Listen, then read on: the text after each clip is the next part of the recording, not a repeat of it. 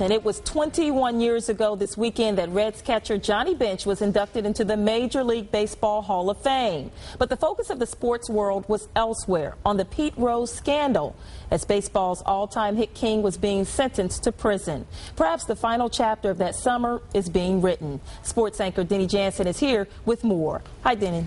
Janelle, Johnny, it's Pete. With those three simple words, years of hard feelings began to thaw.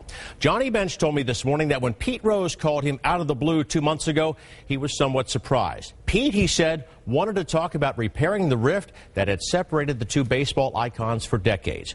When they met 2 weeks ago in a Los Angeles suburb, Johnny said Pete got right to the point. The point being the turmoil that swirled around Rose the summer of 1989 when he was in the throes of a battle against tax evasion charges, a battle he ultimately lost.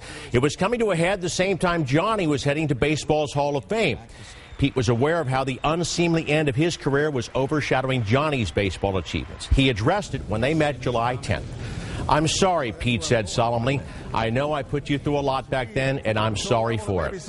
I could always talk to Joe Morgan and Tony Perez, but I couldn't open up to you." Johnny said he asked why now, and Pete said he's going to be 69 next April, and he wants to tie up some very loose ends. Johnny suggested he make amends with their longtime attorney, Reuben Katz. And though it fell short of an apology, he started that process Wednesday night, I'm told, when they spoke at the Reds game for the first time in some 20 years.